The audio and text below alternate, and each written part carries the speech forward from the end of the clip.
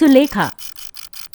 उस रात किसी सुनसान जंगल के एकदम बीचों बीच होकर अर्जुन के पैर धीरे धीरे आगे बढ़ रहे थे। उसकी तेज चलती सांसें इस बात की गवाह थी कि डर ने उसे पूरी तरह जकड़ लिया है। अर्जुन, अर्जुन। इस आवाज को सुनकर अर्जुन पीछे मुड़ा तो उसे वहां कोई भी नजर नहीं आया कि तभी उसकी नजर नीचे जमीन पर गई, जहां एक छोटी सी प्लास्टिक की डॉल खड़ी थी। उसकी आंखें बड़ी बड़ी और बाल बिखरे हुए थे। अर्जुन जैसे तैसे उस डॉल को उठाने के लिए आगे बढ़ा कि तभी उसके कंधे पर किसी ने हाथ रखा। आ आ आ एक गहरी चीख के साथ अर्जुन की नींद खुल गई। ये एक सपना था जो उसने देखा था, जो बीते एक हफ्ते से हर रोज उसे आ रहा था। लेकिन वो हाथ किसका था? इस अजीब से सपने से बाहर निकलकर हर रोज उसे अपने कंधे पर किसी का हाथ रखा हुआ महसूस होता था। क्या हुआ बेटे? क्या हुआ? तू ठीक है ना? माँ, इस कमरे में कोई और है, उसने मेरे कंधे पर हाथ रखा था माँ। उस अजीब से एहसास की कहानी अर्जुन अपनी माँ को सुना तो रहा था, लेकिन ये सब बीते 7 दिनों से उसकी जिंदगी का एक हिस्सा हो चला था। अगले दिन अर्जुन ने ये बात अपने दोस्त नितेश को बताई, जो कि अर्जुन से काफी अलग सोचता था। वो उन शक्तियों पर विश्वास रखता था जो दिखाई नहीं देती लेकिन इस दुनिया में एग्जिस्ट करती हैं। मुझे लगता है तुझे किसी तांत्रिक को खुद को दिखाना चाहिए, क्योंकि जो कुछ भी तेरे साथ हो रहा है वो नॉर्मल नहीं है। तू भी यार नितेश, कैसी बातें करता है? ऐसा कुछ भी नहीं होता है। कोई सपना एक बार आता है तो समझ में आता है, लेकिन बार बार एक ही सपने का आना, कुछ ना कुछ तो गड़बड़ है। और जैसा तू बता रहा है वो सच में बड़ा अजीब है। नितेश ने अर्जुन को बार बार समझाने की कोशिश की, लेकिन अर्जुन उसकी बातें सुनने को तैयार नहीं था। फिर से अगले दिन उसे वही सपना आया। कुछ तो था वहां जो अर्जुन को ये राज किसी और को बताने से रोक रहा था, जिसने अर्जुन के दिमाग को एक तरह से कंट्रोल कर लिया था।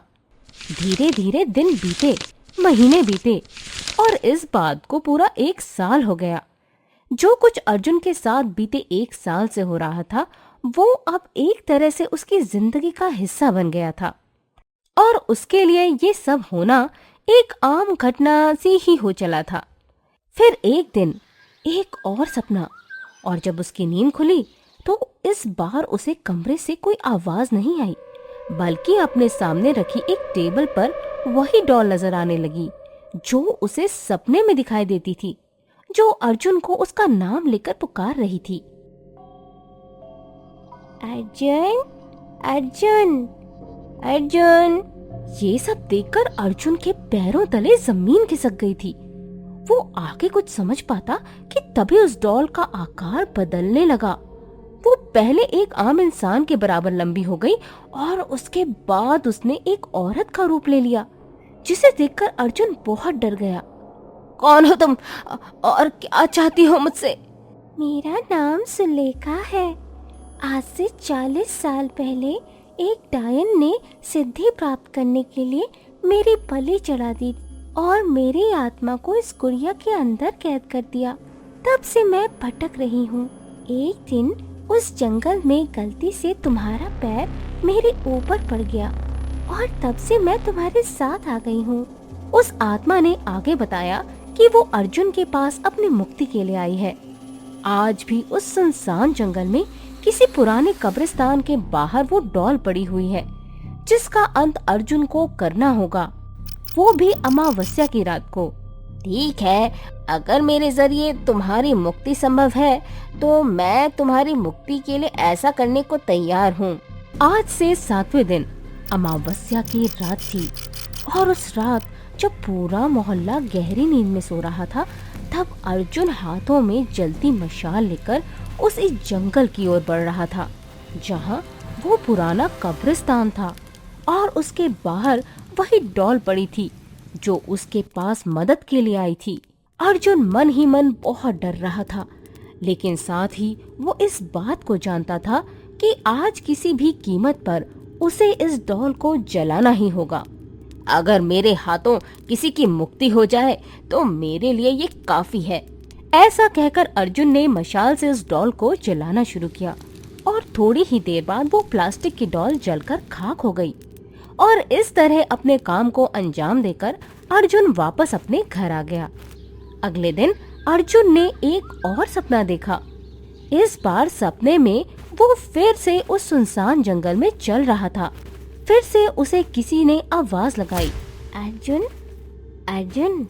और इस बार फिर से अर्जुन ने जब पीछे मुड़कर देखा तो वहाँ एक डॉल नहीं बल्कि एक औरत खड़ी थी।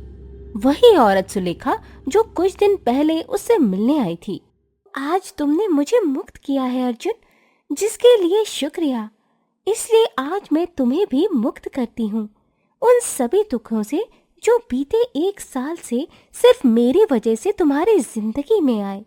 इतना कहकर सुलेखा गायब हो गई और इसी बीच अर्जुन की नींद खुल गई।